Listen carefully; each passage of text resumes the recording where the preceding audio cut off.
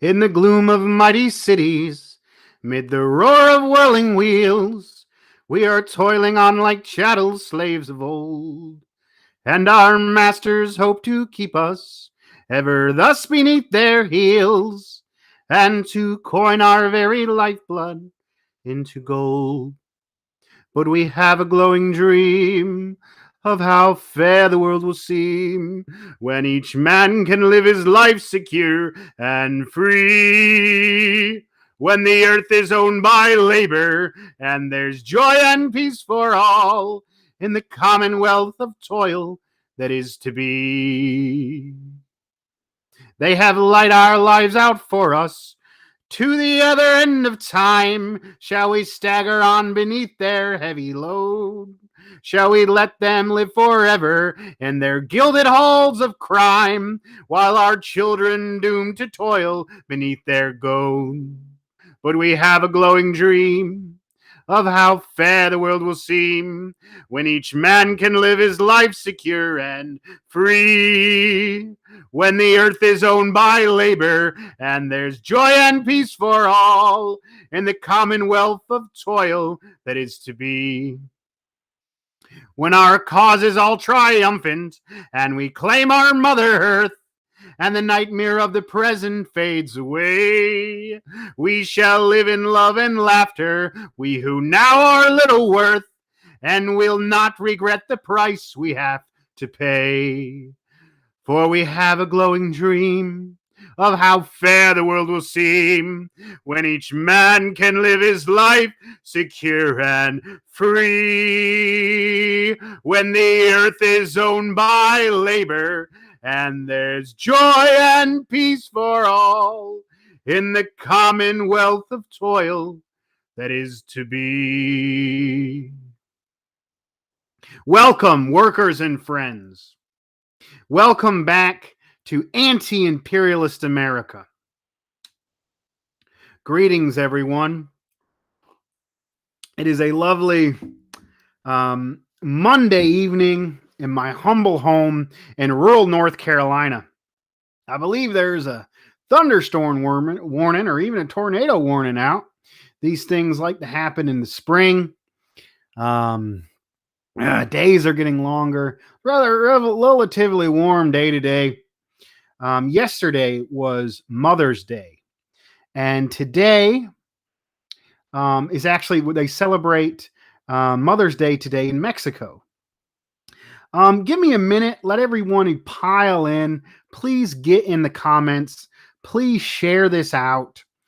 Please tweet this out. Please like this on YouTube. If you're not on the YouTube, go to the Facebook. This is one of the first times they lifted the ban.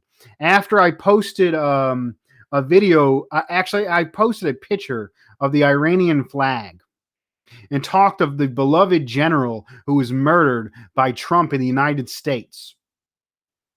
The beloved general who was fighting ISIS. I simply said beloved general in solidarity with the people of Iran.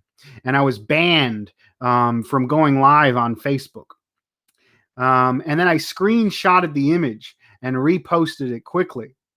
For the original picture, I was banned for 30 days. And then about a month or two later, after the initial time I was banned for 30 days, they found the screenshot and they had banned me an additional 60 days. So total of 90 days from going live on my personal Facebook page. I have over almost 5,000 friends on Facebook. They do not want anti-imperialist ideas to be able to spread to that many people. And they are openly shutting down any content that disagrees with the neoliberal imperialist agenda. Let me share this out to a few groups and message boards.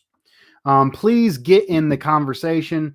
Please, if you're watching this, please put a comment either in the Facebook comments or in the YouTube comments. If you have a question, I will answer any questions. No super chats necessary. I will try my best to address your question, comment, or concern. I love participation. Please get in the chat section. Just give me a moment for me to find this and share it out to a few more people. Edit post. Whenever I go, it's interesting. When I went to the page, it was automatically public. But now it's only for friends. I have to go back in and save it. And then all the comments will come in on Facebook. Well, looks like I already had 3 comments from shout out to Joseph Anthony. Thanks for being on here. And thank you. Thank you very much, sir. And I'm glad you're here. Please share this out, brother.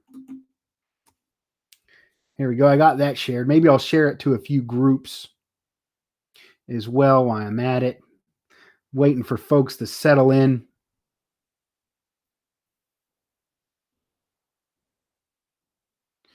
I'll share it to, if you haven't got on the Facebook group for Working Class Revolt, please do that.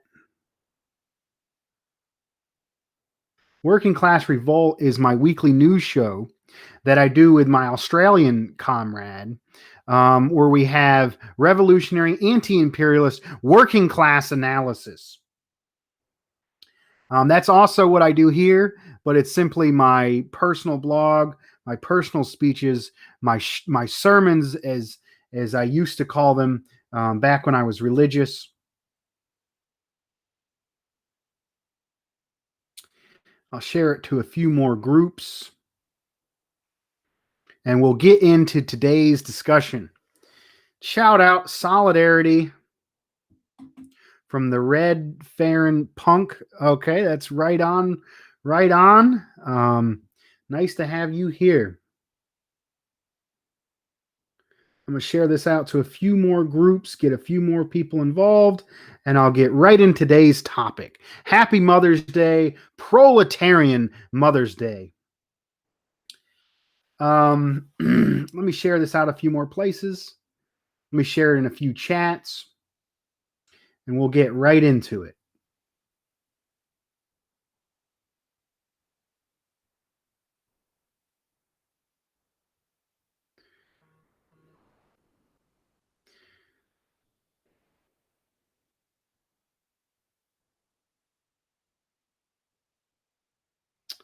Okay, I shared it in a few places, and I'll get right into it.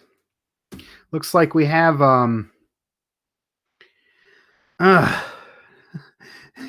what is your take on the UFO document? That's interesting. I'm not really big on, I try to be scientific and go away from that, and I'm not very educated on that, so I'm not really going to talk on that.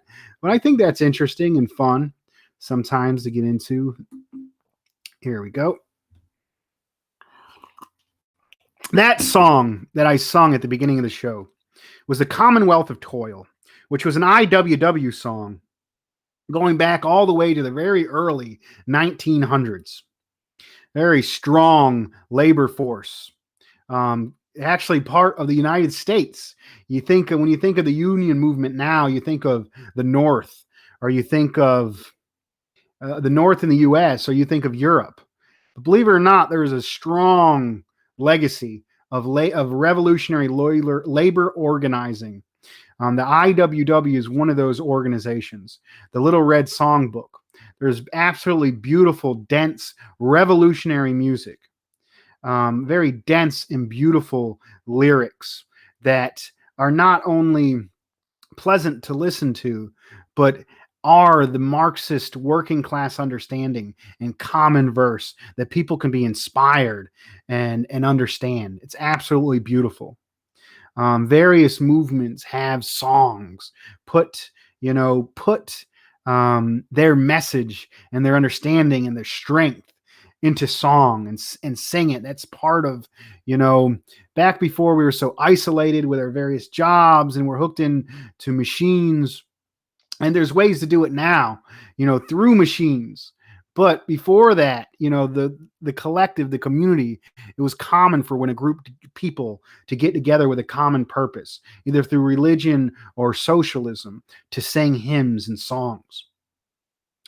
I learn that song for the for the memorial service of a powerful woman, mother, labor organizer in my adopted home state of North Carolina, Crystal Lee Sutton. Crystal Lee Sutton, who Hollywood made a movie of and called Norma Ray. Crystal Lee Sutton was the real Norma Ray, a pillar of strength for the proletariat, an inspiration for my state. If we had a socialist government, we would have statues of Crystal Lee Sutton. Her heroism, dedication, and honor, and to speak out for her class and fight for better conditions and adverse situations was absolutely remarkable. And she did this as a mother of three. She had three children. She organized in the textile industry in rural North Carolina in the 70s. And she organized black workers as well as white workers. A white woman organizing and talking to black men in the 1970s in the rural South is absolute strength and beauty. She later on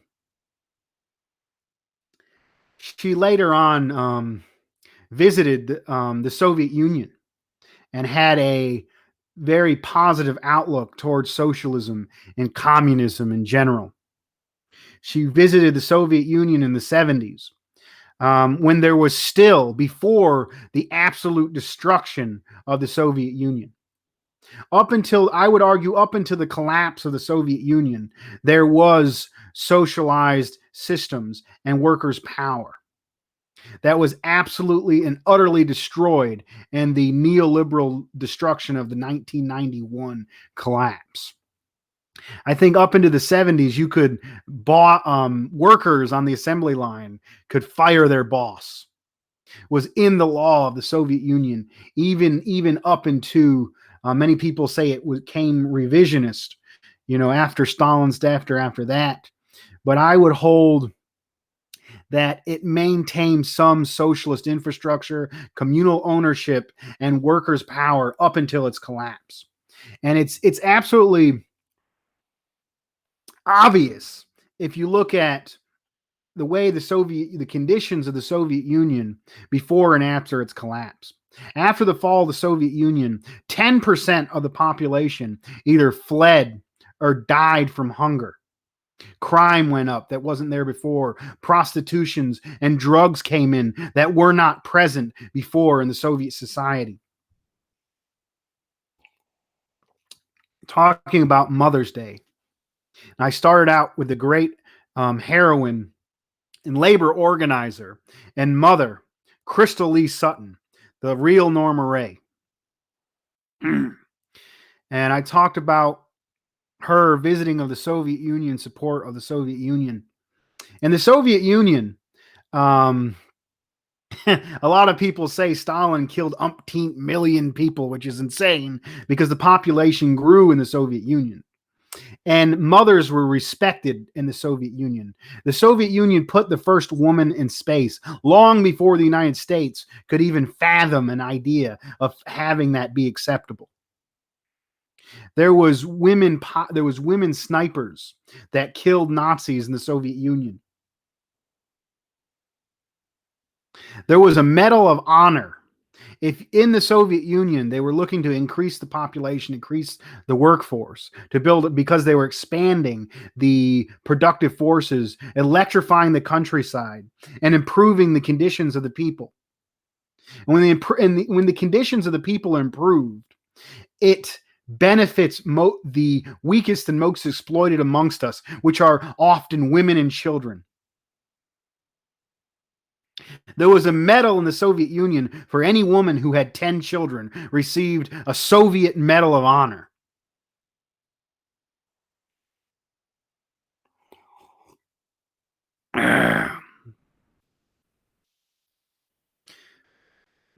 Go on to the next topic within Mother's Day. Mother's Day was actually started by a woman in the United States who was a socialist a socialist organizer by the name of Anna Travis. And her, I don't know why my phone's going off. Maybe I have a phone call. Here we go. I have to decline it. Give me 1 second. I got to make a response to this. There we go.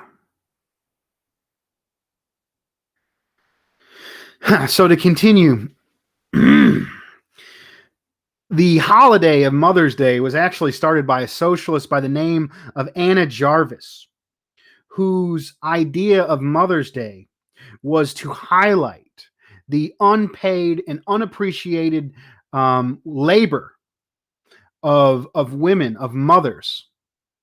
Women do the majority to this day, do the majority of the labor, unappreciated, often unpaid labor of of raising and keeping children safe. And who is the ultimate benefit of people? When we grow up as workers, to maintain our very existence, we are forced to work for a living. And when we work for a living, we are exploited. So the very our very being, our very existence may seem, and it benefits the capitalist in our society. Mothers, proletarian mothers, do the labor of raising and bringing up and replacing the machinery of the capitalists. To the capitalist, they do not care about our dreams and our hopes and our futures and our lives and our experience. We are simply labor units, economic units that need to be replaced after a certain time. And we receive wages as those wages are just enough, are barely enough to survive at times. And just enough more to continue and replace the current workforce that'll eventually wear out and die off. So in reality, the unpaid, unappreciated labor from our capitalist society of proletarian mothers benefits the capitalist society and makes our existence and the continuation of our societies whole. Back before, let's get into a little bit of this labor of raising children. In a capitalist society, it's often private and it's put within the family unit, the small economic unit of the nuclear family, where often it's put on the woman to raise children. This wasn't always the case. And earlier primitive, people would say primitive communist societies, primitive socialist societies and tribes, even back before hunter-gatherer societies, people didn't even keep track. In many of these earlier societies, people didn't even keep track of who was the father of children. There were simply children that were taken care of by the whole of the village or the whole of the tribe. Are valued as human beings and took care of by the entire tribe. And it wasn't put on the individual mother to take care of the child. And this goes up into the point of even peasant societies were more communal and had communal taking care of children. It really wasn't until the advent of capitalism where the idea of owning things and property. The man became the head of the household. The man owned the women and the children and was responsible for those women and children. And the mom was responsible for doing the domestic things. This is the society. I'm not saying that's right. I'm not saying it should be that way. I'm saying how society has developed and why it developed. And this society basically was a way of putting labor in a way that kept society running and benefited those on top of that society.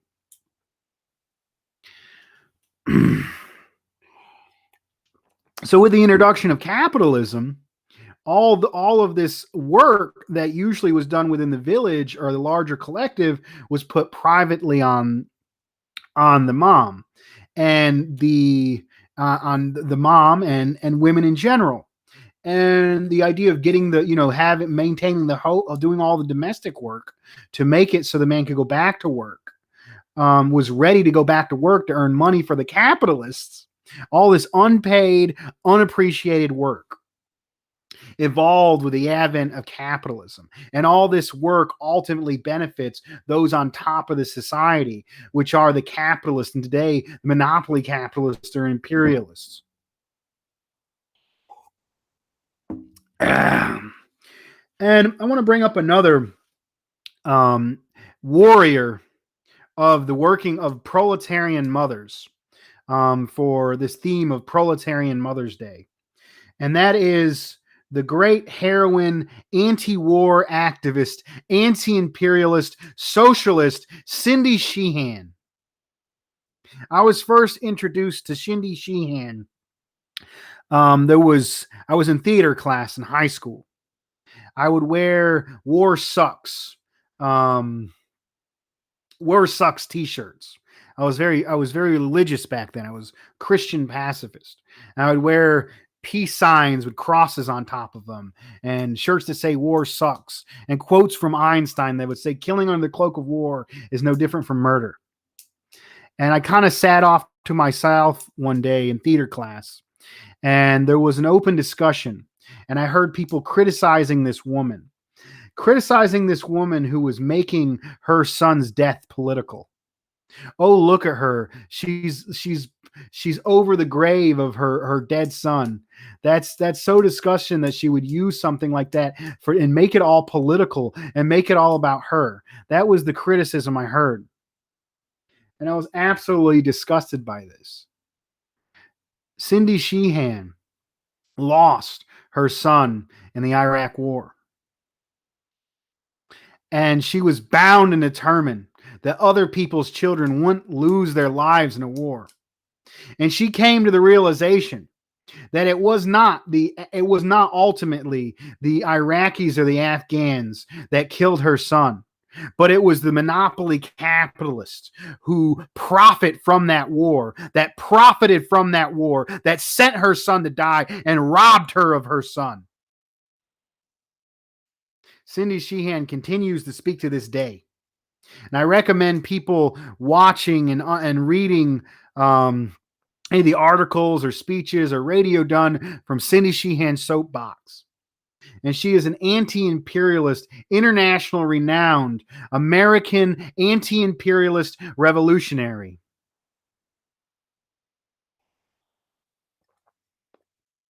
Happy Proletarian Mother's Day.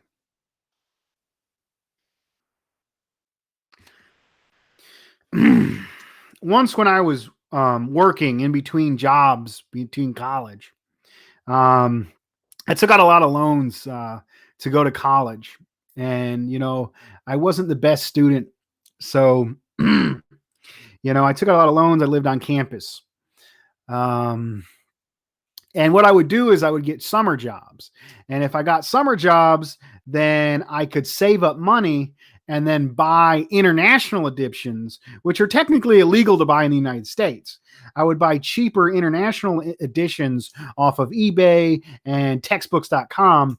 And then when school came around, the money they would give me for the bookstore to buy those books at the bookstore at full price, I would use that money to live on during the year. So, and as a socialist and a communist and somebody, and just a young person who is interested in trying to understand the world and trying to understand every aspect, I wanted to have every job there was, to see my analytical mind wanted to see every aspect on the real dirt and grime level of every industry. So I worked, and I also need those money for books because, I didn't come from a privileged family. I went into debt to go to school. So one of those jobs I had was a sweatshop here in Sanford, making cosmetics. And one day I went into work and they had me on as a material handler. I was making 25 cents more an hour. And a big part of becoming a material handler was simply being a man. Which is just another indication of sexism in the workplace. But I was taking these boxes off of off of an assembly line, and this woman was putting the perfumes into the box, and my job was to take the boxes and put them on the pallet, and then move that, and then put stickers on the boxes, and then move that, move that pallet for the material, for the forklift driver to come and take it into storage. And the woman who was putting these perfumes in the box was just crying one morning, crying and crying and bawling and crying. And I was like, ¿qué tienes? ¿Qué pasa? ¿Por qué eres tan triste? Why are you so sad? Why are you crying? This woman was an immigrant from Mexico. And it turned out, I asked her, why are you crying? And finally she got it. She calmed down enough. And I think it was on a break, or there was a pause in the line, and we're sitting together and we're talking. And she goes, my mom is sick. And I said, we're so sorry to hear that. And he said, my mom is sick. And I'm saying, well, why don't you go to her? Why don't you visit her? She says, I can't visit my mom because I'm undocumented. My mom is dying, and I can't go visit my mom because then I would lose my ability to make an income and send money back so my children don't starve.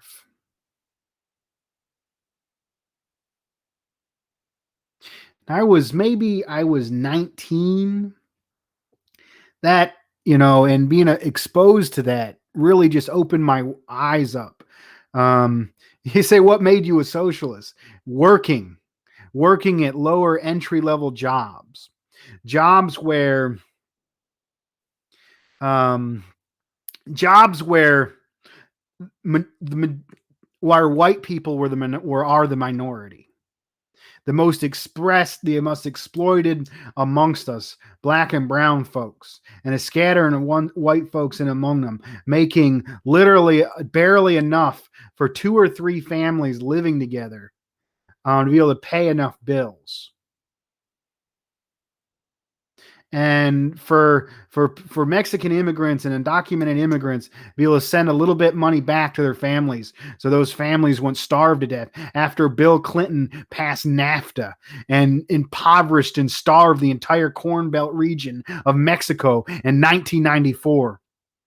And then the Zapatistas stood up on January 1st when the bill went into effect, and took over their local government building, and have continued a autonomous armed indigenous presence ever since.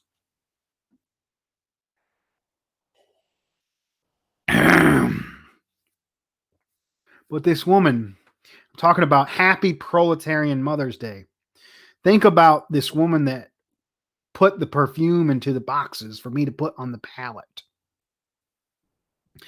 to be able to risk hundreds of thousands of people have died on the border because of the wall. Not only did a Democrat, Bill Clinton, pass NAFTA, the Democratic governors of cities put up fences along the borders, put fences in the safe crossings in the cities that pushed people to go through the deserts.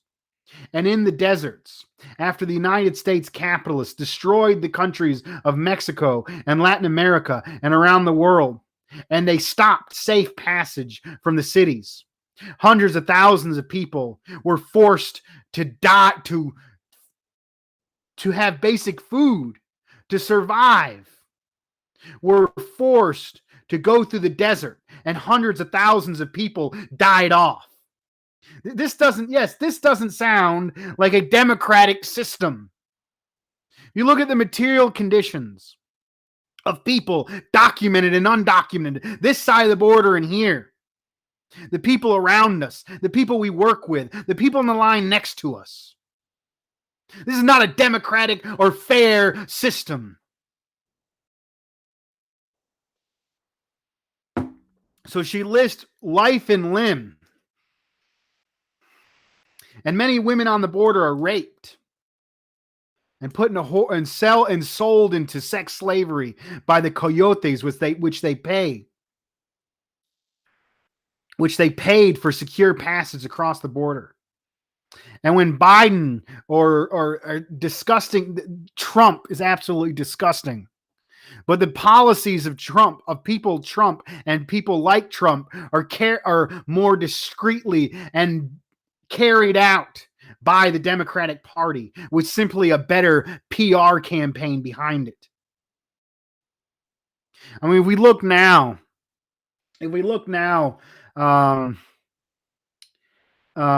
think children in cages has quadrupled. The number of children in cages have quadrupled since Biden has taken office. I think Trump had this policy of basically shutting down the border, which caused masses of refugee camps and horrible conditions with no food and no shelter and no safety.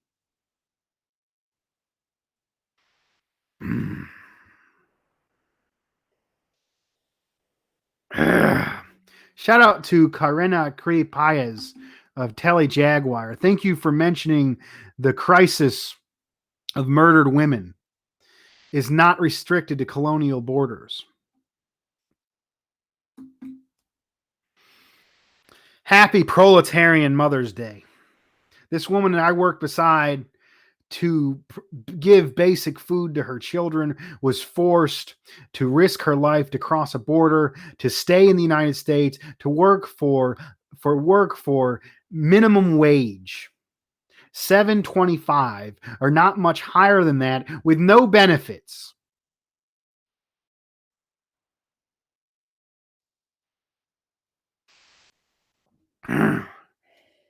Many people who have children here had those jobs, were still sending money back and managed to raise their family. This was the neighborhood I was partly raised in. These were the factories that I worked in. And it exposed my eyes very clearly. And I recommend scientific socialism is a very potent and powerful perspective. It is a democratic tool. I would argue that the institutions of democracy, so-called by the neoliberal capitalist West, are exploitative. The so-called what they claim is democracy in the West is little more for the ability for billionaires to buy the government and better control the government under the guise of democracy. But when you have scientific socialism, you have the ability to understand what you go through, why you're going through it, and what to do to change it.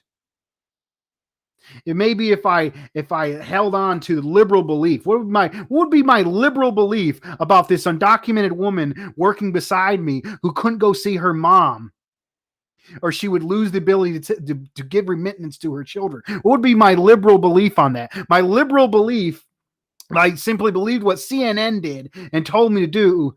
My idea is like, oh, it's so wonderful that you came to this beacon of hope and democracy. It's so wonderful that you come here. You just love to come here because the U.S. is a beacon of hope and democracy, and everyone should come here because those worse governments, those corrupt governments of those lesser people, they don't say this. The Republicans will openly say this bullshit. The Democrats will imply this. They will imply without them telling you that Democrats passed NAFTA and destroyed Mexico. What are you supposed to believe about Mexico when people are fleeing there? They're somehow like a shithole country, like fucking Trump says. Democrats and Republicans are two sides of the same coin.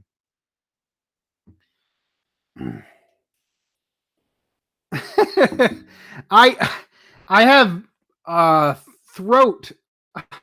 Man, you gotta change, bro. You gotta change your name. That's the last time I put Brother Jack. If you continue to like that is a horrible name, and please change your name. I got like mouth sores that I've developed from poor diet over the years. And every time I take a drink of anything, I'm drinking Squirt, which is a popular soda in Mexico.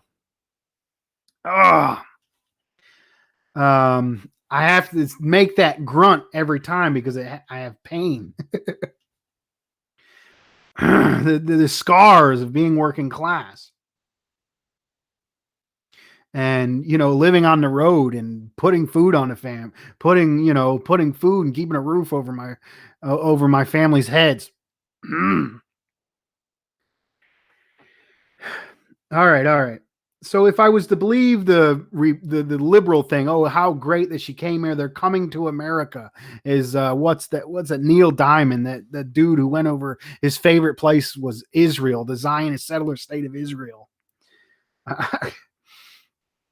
And then even worse, the outright racist, disgusting Republicans. But if a Democrat doesn't tell you that people don't actually want to come here, the U.S. is not a beacon of hope and democracy. The reason why it has the wealth that it does is that there's a group of elites, monopoly capitalists, oil bankers that steal from all over the world, keep the entire rest of the world in poverty and chaos, and then kick down a few crumbs to us. That's why people are coming here. And this whole liberal idea, this fucking MSNBC, more subtle racism of the Democrats,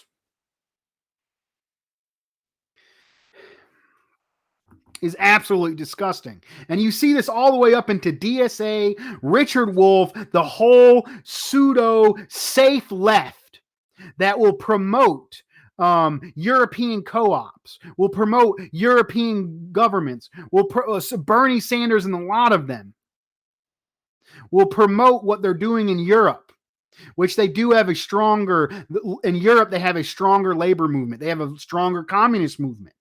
And they have better wages and they have universal health care. What they don't tell you is we live in the imperialist core and they live at the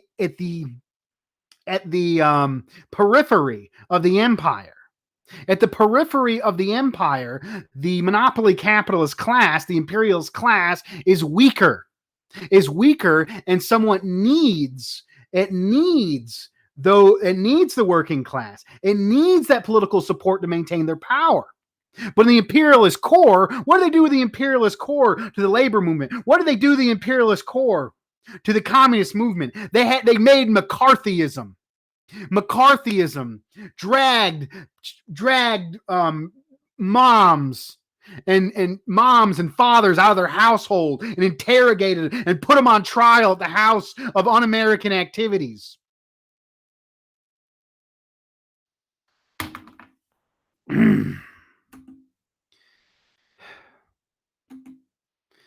One of those people that was put on trial in the McCarthy era because of the absolute power the United States capitalist class has. Because of the political and economic power that they stole from the global South, and they force us in their military to maintain. They were able to crush the labor movement and crush the communist movement. And one of the great revolutionaries within the United States was Paul Robeson. And at a trial of the House of Un-American Activities, he proclaimed, "I do not hesitate 1 second to state clearly and unmistakably, I belong to the American resistance movement, which fights against American imperialism, just as the resistance movement fought against Hitler." And happy Victory Day as well. So I go on to that story today.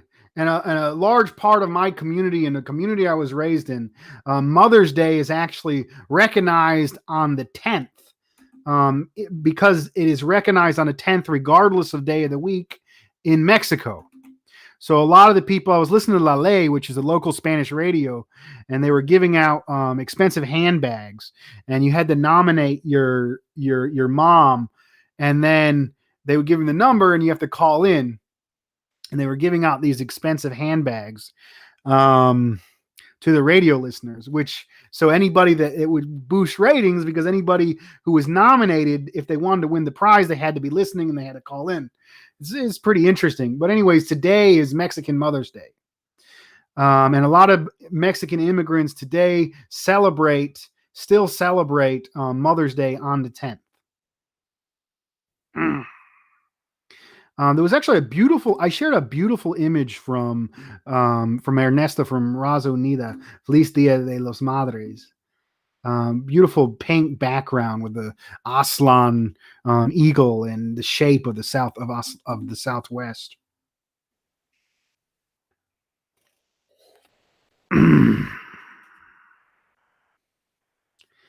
All right, so we talked about Ann Jarvis. We talked about Cindy Sheehan.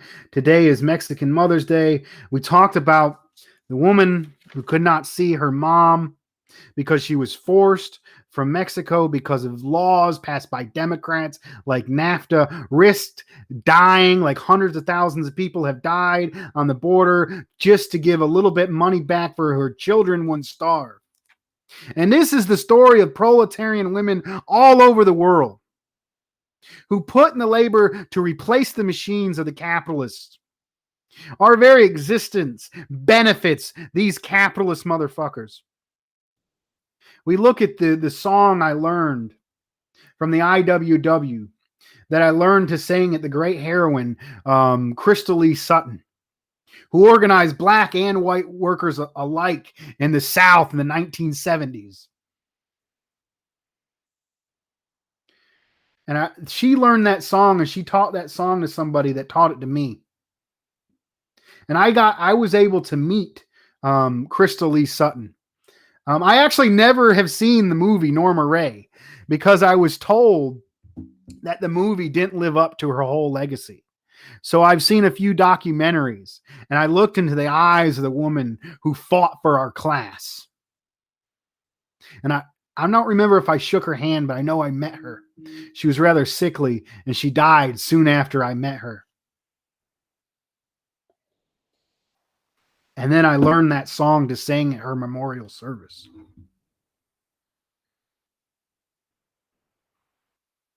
In the lyrics, in the third verse, shall we let them live forever in their gilded halls of crime, with our children doomed to toil beneath their goad?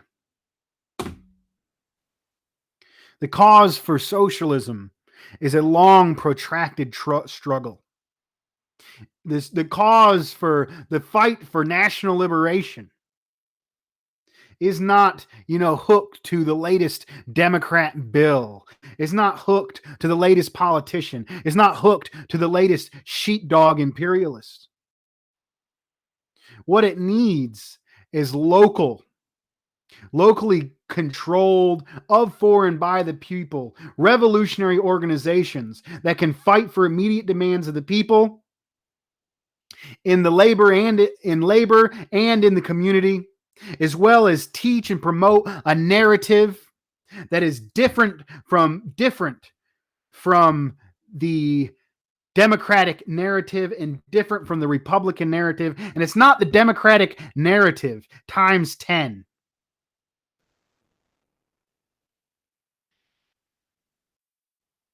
It is not the Democratic narrative times 10 like the RCP would have you believe. It is a complete and different narrative based on material conditions. Scientific socialism is a way of understanding the world based on the reality that hundreds of thousands of people were forced to die on the border, based on the reality that we barely make enough money to keep roofs over our heads, based on the reality that almost the entire world lives on less than $2 a day. And all of this profits this small group of elite called the imperialist, the monopoly capitalist on top, who exploit workers here and exploit the world over.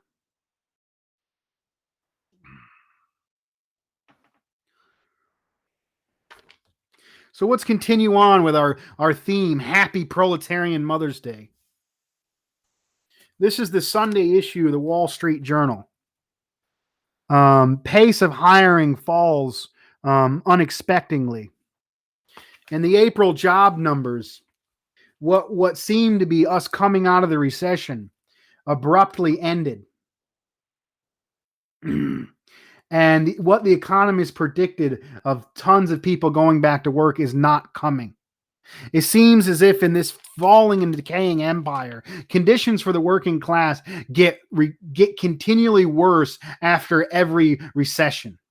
In 2008, things did not go back to the way they were before. Even going back to the 1970s, the economic crash in the 70s, things got worse after the mechanization.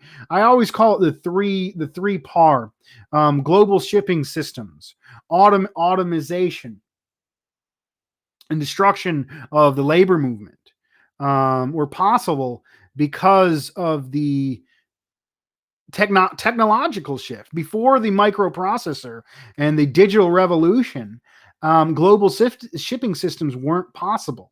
It wasn't possible to monopolize things to the way they were. And because of that, they were able to ship, move jobs to places they couldn't move them before. And when they did move those jobs, they were largely automated with newer technologies. And what came here in the Rust Belt, the analog infrastructure, was allowed to fall. So after the first recession in the 1970s, things never got better than before. It never came back. And then again in the 1990s, never got better than it did before. And then in 2008, when there was a crash, things never got better than there was before. And in 2020, what seemed to be the effect of the COVID, but in reality is the cyclical system of overproduction where we, the working class, cannot buy back what we produce because the capitalist always needs to make a profit. If, let's say, we work making pens and the capitalist sells the pen for $1 and he gives us $1 in wages to produce the pen. That pen will cost $2. So that dollar will never be able to buy back all those pens. And eventually, they've come up with credit systems of getting around this and ways of controlling when it's going to fall. And then government intervention usually favors those on top. So basically, we can never buy it back. So eventually, got a bunch of pens, overproduction, bunch of pens, no one to buy them. So they stop hiring. It states this damaging cycle where everything falls back down and it's reorganized, and capitalism has to build up. But over the years, the capitalists have found a way through horrific libertarian institutions. It's a private company. Like the libertarians are supposedly against the Federal Reserve, but the Federal Reserve is one of the most libertarian things you can think of, even though it's government. It's government endorsed. It's largely a private corporation where all money is simply loaned to the banks or loaned to the government and given to the banks at interest to it. And this private corporation invents money that didn't exist and then loans it out and receives interest for absolutely having nothing, not even capital to begin with. It's a big, huge Ponzi scheme. What the Federal Reserve does, it can adjust interest rates and change them at a certain time. So what the Federal Reserve can do is it can basically choose when the economy is going to fall and how badly it's going to fall and when those things. So it gives the capitalist time to reorganize, reinvest, and adjust. That way the deck never becomes shuffled. Those on top will always stay on top. These are the systems. And when they bailed out in 2008, who did they bail out? They bailed out the banks, and then they privatized the winnings, but make public the risks. So if all the banks fail, the government bails them out. There was $1 trillion loan given to the banks with zero interest. Think of how much, even 1% of $1 trillion, how much money the taxpayers gave to the government to lend to these banks to resurrect the banks for the crisis they created back in 2008. And then again in 2020, Who'd they bail out? Who'd they give the money to? First, they bailed out the rich. They gave thousands of millions, billions, trillions. They gave trillions of dollars to those who didn't need the help, simply to maintain and keep those on top who were on top and continue their system of profit. That's what the government is there for. The government there is to serve the monopoly capitalists. They're in power. They're the ones that control this government. We do not live in a democracy. They make sure that the monopoly capitalists, the core of the monopoly capitalists, stay the monopoly capitalists and maintain the world dominance. And who pays for a recession? Me and you, the working guy, the working class, the working men and women, the working mothers.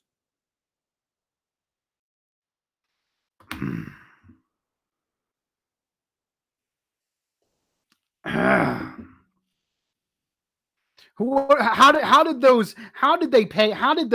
banks pay off that $1 trillion loan in 2008? Well, if you, for the, the person with good credit, they're paying maybe 3-4% interest on a mortgage, or those with not so good credit are paying 18% or up to 20-25% on credit cards. Or even people with worse credit and more exploited are paying 300 or 400% interest at these bullshit title loan and payday loan places on every single block in the South and in the West, with boarded up towns and places that have been rural areas where the money has just been sucked out. The only thing left are these payday loan places that give 300% loans. All the culture and all the art and all the local business that did something for the people are all boarded up. The only thing left there is a gas station that sells fuel and cigarettes and vice and gambling and maybe a sweepstakes house, more money taken out, and a title loan and a payday loan place. You go to South Carolina, one of the core states in the Black Belt South. You see these green buildings, one of the nicest, most well taken care of buildings, where all these brick buildings are falling down and boarded up. And the nicest building in town is this payday loan place that charged 200 or 300% interest. That is who paid back. That is who paid back the government. That is who gave the money to the banks to pay the government that loaned it from us and stole it from us in the first place.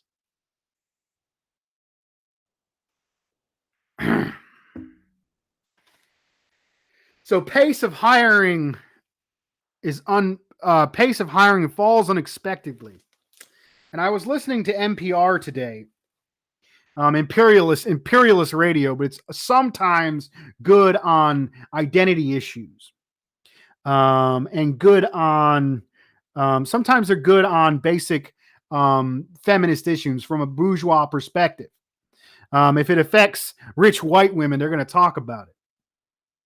And one of the things is even affecting, and what one of the people on there on NPR was talking about is they're calling it the she session. So a lot of these people who didn't go back to work, the current recession, because of the nature of COVID, it put out retail workers, restaurant workers, the entertainment industry, hospitality. A large portion of these women in these jobs are women. So in the current recession, we're celebrating Mother's Day, and the job number come out that people aren't getting their jobs back. And every single recession we've had, we're becoming worse and worse off. And this fall, this recession hit women amongst us worse.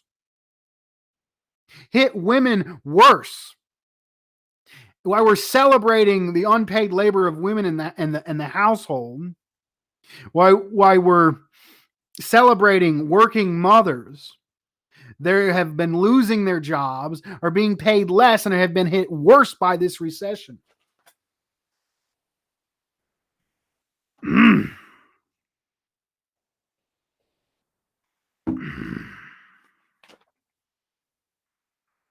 So things are not going to go back before COVID. We're in a decaying empire. It's not going to get any better. It's only going to get worse. And it's only going to get worse unless we do something about it. and is the most oppressed and the most exploited amongst them, who are going to be able to want to risk more to be able to change it. That is why I say go lower and deeper in the working class. If your ideology, the best your ideology can do is have you support Bernie Sanders, or have you support the DSA, or have you support the Democrat, I say go deeper and lower within the working class. Go deeper and lower in the working class. And you'll see the pain and the anger and the anguish and the incessance and the need for an urgent change of the people to benefit the people's lives, not eternal chaos like Trotsky would have done. When the Soviet Union was formed, there was a fight between three forces: Bukharin, Stalin, and Trotsky. And Trotsky, after World War I, wanted to continue to wage war against all of Europe, which would have been disastrous for the Soviet Union. Bukharin wanted to keep elements of because Russia wasn't industrialized and was poor. Bukharin wanted to keep major aspects of capitalism and try and slowly build up the environment to work towards socialism. But Stalin wanted socialism in one country. And what he did was industrialize and electrify the Soviet Union at unprecedented rates, while the United States was going through a Great Depression. A depression so horrible that it risked the very existence of capitalism itself. The Soviet Union was thriving, and was thriving because he inspired masses of the people who were illiterate, who were basically a large majority of them subsistence peasants, people who were just under the throat of feudalism and the czar. Inspired them to electrify their country and have unprecedented growth in industry like never before. This was what Stalin did. And he built huge dams. And it was actually and had these 5-year plans to build up and he took people from the most backward, disgusting conditions and brought them into the modern world.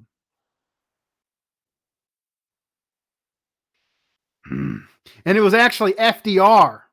The little bit of good things we have in the United States was from competition with the Soviet Union and from a massive communist party here in the United States that was inspired by Stalin and Third International to get unemployment insurance. The Communist Party organized for unemployment insurance. And that goes into this thing they got going on now to basically pacify the people.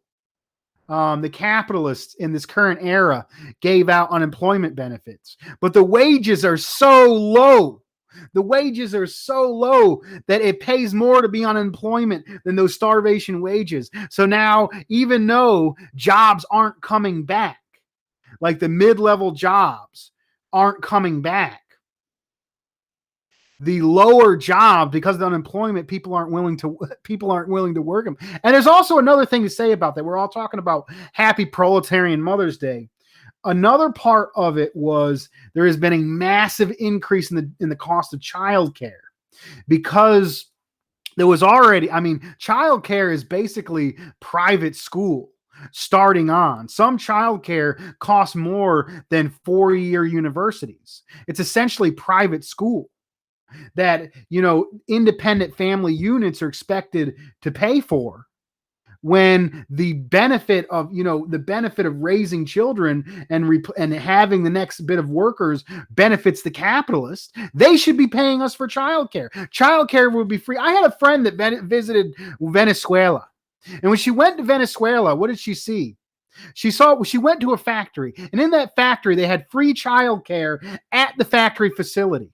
And not only they had free childcare at the factory facility for working women and working families, They were given 1 or 2 hour breaks off of work to go breastfeed their children. Happy Proletarian Mother's Day. That is what we can have under socialism. That is what we can have under that. We don't even have paid leave, but no paid childcare, nothing in here. Think of the pressure it puts on the working class as a whole, and even a heavier boot on women and children. And then when they attack Venezuela, when they attack the political and economic power of poor black and brown people, they are attacking our future. They're attacking the world that is possible. They're trying to stop the world from progressing. They're trying to stop poor black and brown people in poor black and brown countries from amassing political and economic power so they can stay on top and their profits continue and we can continue to suffer.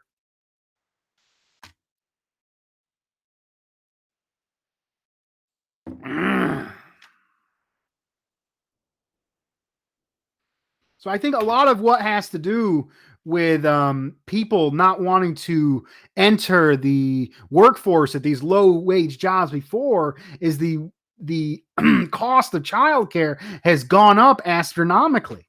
And this isn't just during the COVID.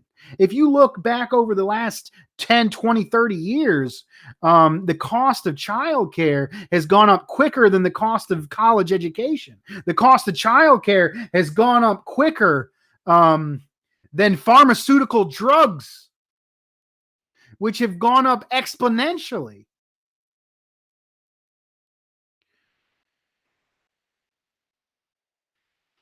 So that's another reason why, and since childcare is so expensive, who is watching these children of these poor families that can't afford this ever increasing cost of childcare? It's women, it's mothers who are doing unpaid labor, unappreciated labor, so our society continued to function.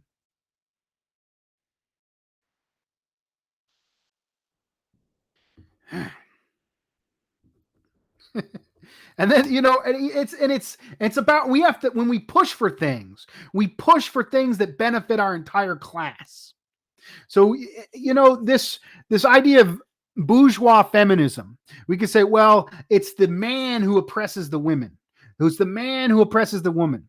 Well, who trains the man to think like that? Who ultimately benefits from sexist men in our society is the capitalist forces.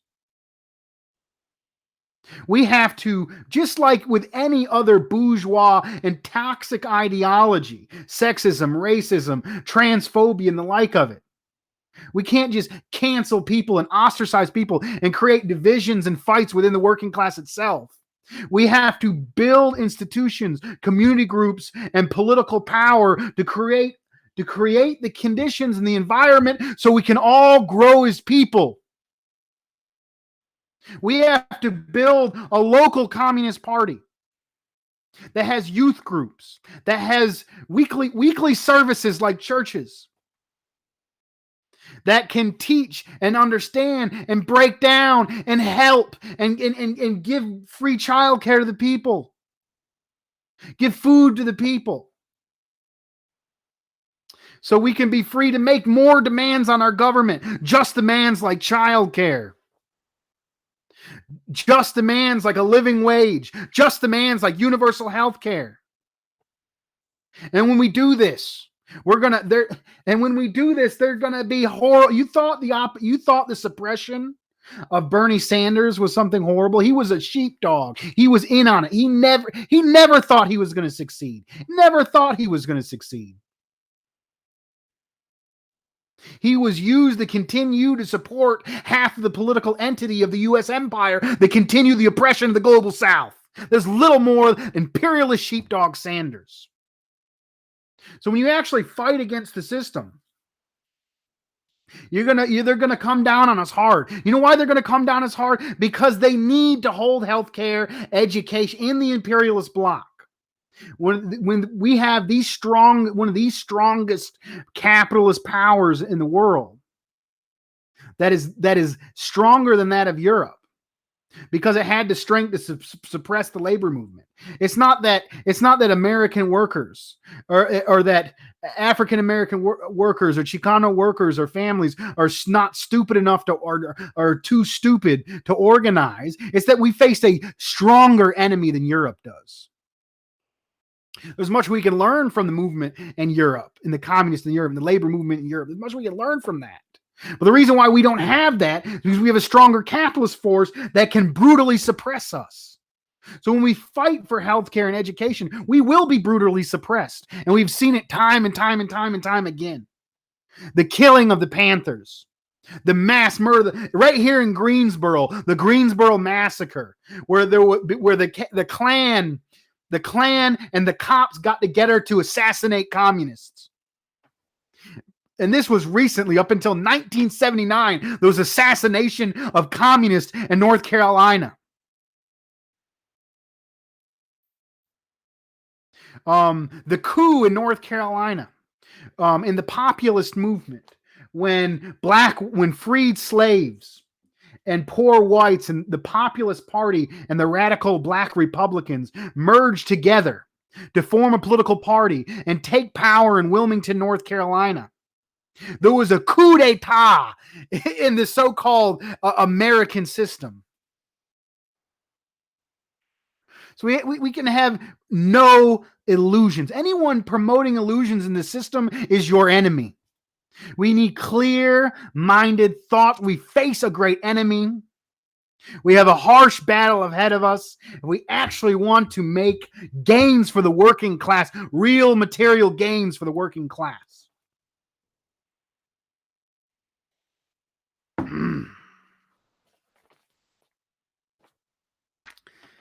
I think I've went over my prepared notes. I think for the rest of the program, I'm going to address the comment section. If you have a question or comment, please get in the comment section. Let me go through these and bring some of these on screen. Oh, right before I go into that, I haven't even got, actually, that wasn't all of my prepared statements. Okay. So this morning I get up for work. I had a nice weekend on Mother's Day. Because my wife is, she's trying to do her class. She's trying to go to school full time and take her son while I'm working. And for Mother's Day, what she wanted for me to take care of our son, so she could go out and enjoy herself without constantly have to make sure my son wasn't throwing food all over the place. And you have a 2-year-old. 2-year-olds go crazy. They hit you in the face with brooms. They rip everything down. It ain't anything that's not tied down. This 2-year-old will throw all over the place. It's crazy. It's hectic. It's like a little tornado. My wife's having to deal with that constantly. Free childcare for the masses. Like my friend who went to Venezuela and saw in Venezuela. So anyways, I'm a little bit tired. I watched a little bit of Caleb mopping before I went to sleep. I actually had to turn it off because I had to get up pretty early. So I wake up tired. I go out in the truck and there's no gas in the truck. And there's only one gas station that's open in my rural area from here to where I work at. And I pull into the gas station, and there's this lady putting a bag over the pump. I'm like, what's going on? And he's like, oh, the regular ain't working. So the only gas they're selling is is premium, and premium non-ethanol costs like 40 or 50 cents more a gallon. And it's already high because it's a rural gas station. And then I talked to the guy. He's like, why we got no regular? He's like, the vendors ain't bringing us no gasoline. I'm like, what the hell's going on? And then I get an email over to Qualcomm. Well, I call them all Qualcomms. They're Android devices now. Get an email saying, hey, there's a fuel shortage, and now you're required to fuel every day. So now I usually have to fuel every other day. And notice that truckers are not paid by the hour. We're paid by the load. So I do 2 or 3 loads a day. I'm paid for them 2 or 3 loads. And I usually have to fuel every other day. They said for the next 3 weeks, we are required to get fuel every day. So this is 20, 30 minutes that I'm not going to be, that I might have to go out of route to find the fuel, because the fuel network only allows the bigger stations, and I work in a lot of rural areas. So now I'm required, because there's a fuel storage, to spend an extra 20, 30 minutes of my day for the next 3 weeks because of the fuel shortage. And this morning, I had to pay 40 or 50 cents more a gallon simply so my truck won't run out of gas to get to work. And then, I ain't going to say who it was, but I saw a friend on Facebook saying, "Oh, isn't it great that, actually somebody I really respect, isn't it great that this, he saw the news. Isn't it great that this criminal organization, has made a cyber attack on the pipeline after my day?" I was like, hell no, this ain't great. I just paid an extra 40 cents a gallon, 40 cents per gallon to go to be able to work. And now I have to do an extra 30 minutes of labor every day without being paid for it for the next 3 weeks. And that's how it is. Rural communities that lack infrastructure. We don't have internet. They're trying to privatize the post office. If they privatize the post office and they get rid of universal service, that 50-cent stamp is going to go up to a 2, 3. They'll be able to charge whatever they want in rural areas. We need to nationalize telecommunications, nationalize major industries like the fuel, so we have universal cost, universal prices for rural internet, and universal prices for basic goods in rural areas. That doesn't push people into cities with higher rent. And then we need mass transit on that when we have a new socialist society. Vulnerable rural communities are most affected by shortages in gases first. I woke up this morning, immediately my day turned to shit because some terrorists wanted to ransom people. They were making money. Basically, they shut down this huge colonial pipeline. Ain't that a nice name? Colonial Pipeline. And it's oil, which is literally destroying the environment. But it's also oil that is the basis of our economy, and which we literally have to fucking live under.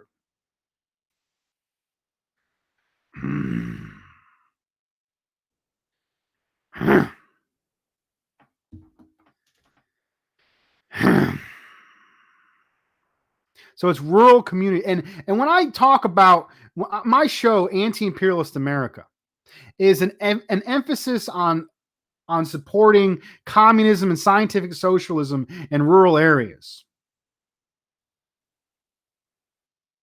And a lot of people say, "Oh, rural people, that's a code for white people." And a lot of folks in a lot of places around the country, it is predominantly white people that live in rural areas. But that is not all I'm talking about. There was also communities in the Southwest and in Aslan and the oppressed nation, the Chicano nation, majority of Raza, rural communities with prominently Raza people, who also are suffering at the expense of the inadequate infrastructure in rural areas. And the same goes for the Black Belt South. They're in South Carolina and Georgia and Mississippi, Alabama. There are rural communities that are majority Black that are dealing with these infrastructure problems that all rural people have to deal with. A lot of what passes is politics is appealing to cultural aspects of rural workers versus urban workers. And mostly urban workers will pay. Urban workers are convinced through cultural manipulation to support the democratic portion of the imperialist, monopoly capitalist imperialist party. And then through cultural manipulation, rural workers are convinced it's the most advanced propaganda systems in human history. They literally pour billions and trillions of dollars to make up these lies that continue us to have Stockholm syndrome and continue to support the system that holds us down and exploit us, robs us of our future, and robs the future of our children. The inequity of there's both inequity of inner city living, where oppressed nations have been pushed into communities that receive less resources and are brutalized by the police. There is also ways in which the rural communities are exploited through lack of infrastructure. And drugs has become, it started in the inner cities, has gone out to, meth and the opium epidemic in rural areas. There's more need for solidarity. Workers and oppressed people unite. Workers and oppressed people unite. Workers and oppressed peoples unite. There is solidarity for the class oppression of people. The person in the rural area can come up with a demand for universal price on free telecommunications, free internet in the hood or in the holler in the rural area alike. Free childcare, equally accessible to the hood and the holler and the rural area alike.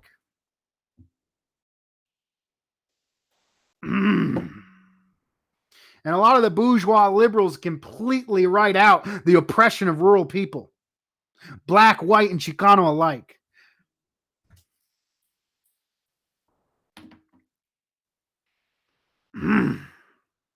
I was going to get into the questions going on, but here we go on with, there was a recent attack. This is the top of the Wall Street Journal today.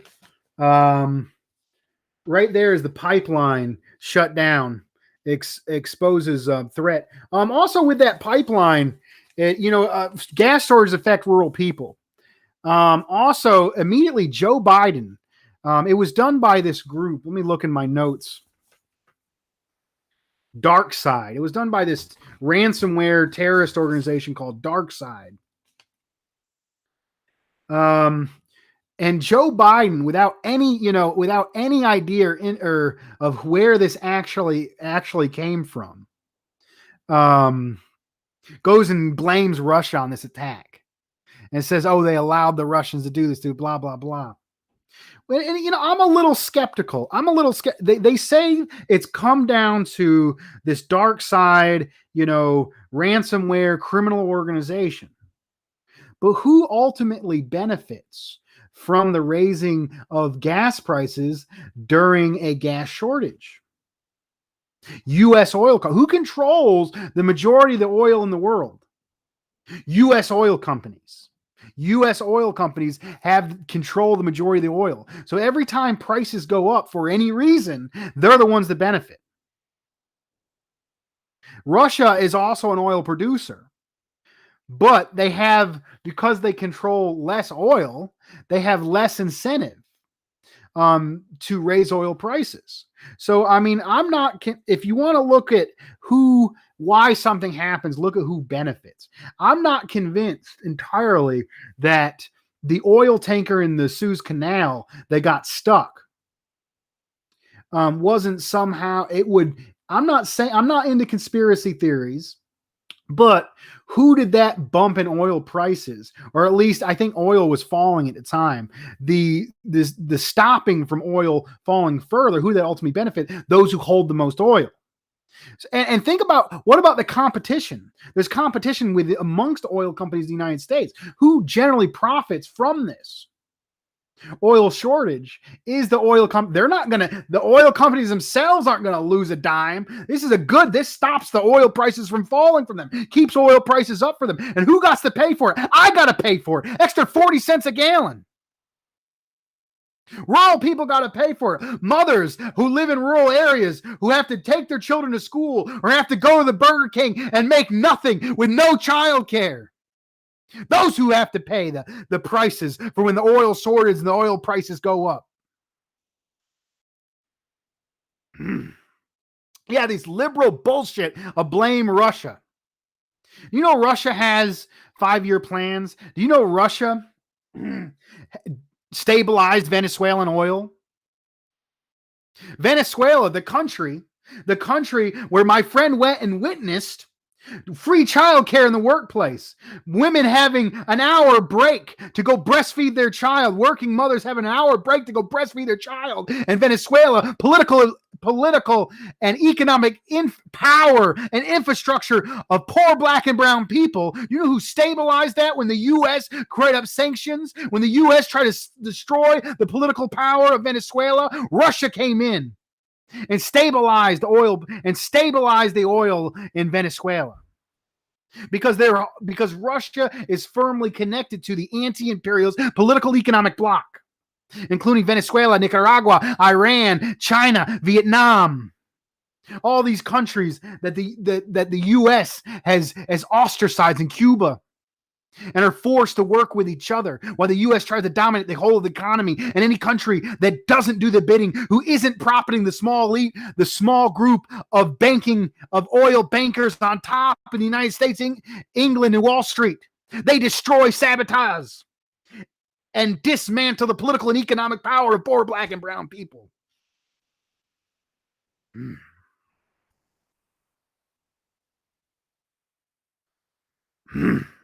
So I think they'll do it for the recent cyber attack. There was also a recent terrorist attack in Afghanistan. A girl's school was targeted. Many girls lost their lives. And when they're hyping this up, they're hyping the hell out of this. The U.S. being in Afghanistan has created nothing but more terrorism, more Taliban. The poppy production, which is the primary ingredient in heroin in the United States, that's a coincidence. Isn't that a goddamn coincidence? Where at the same time heroin becomes an epidemic in the United States, the U.S. is involved in a war, and the region that produces the minority of the poppies expand tenfold in production after the U.S. goes and invade that country. Afghanistan is far worse off than it was before the invasion. And now we're being told by NPR, Wall Street Journal, whatever media, that we got to stay in and save the girls. We got to stay in and stay. If we leave now, these poor women, while they're backing warlords who are pouring acid on women's faces. The U.S. funds warlords in Afghanistan that punish women by pouring acid on their faces. The greatest democracy on earth, right? The country that cares about women's rights, that cares about human rights. It's an absolute disgusting hypocrisy. The main force in the world holding back progress, holding back democracy, holding back human rights is the imperialists led by the United States. And we as workers, we as oppressed peoples and the belly of the beast have an opportunity to strike from the belly of the beast. Organize the poorest, organize deeper and lower in the working class and oppressed people. And push a knife up at the dragon and destroy the empire and stand in solidarity with our brothers and sisters and the global south and the world. Workers and oppressed peoples of the world unite.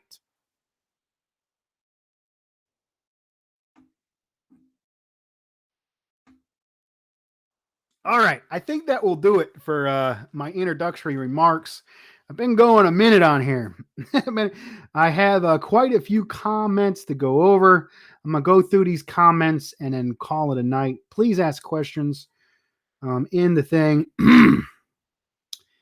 Here we go. Yeah, I already answered the question about the UFOs. I don't really know much about UFOs. That is basically fiction to me. I don't get into it.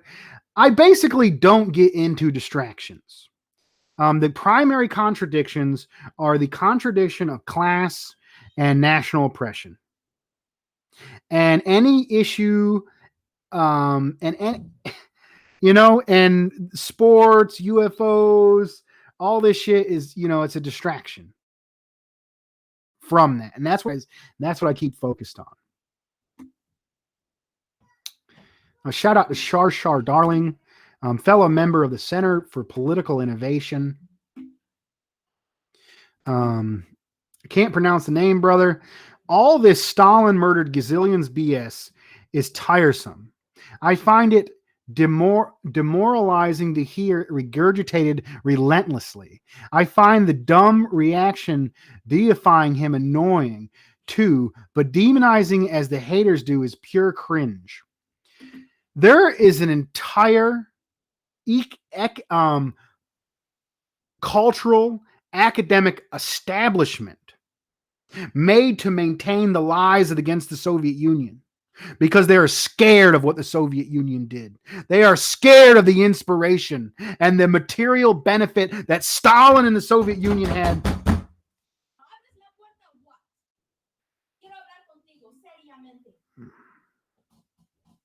I'm going to have to end it early tonight, comrades. As always, all power to the people.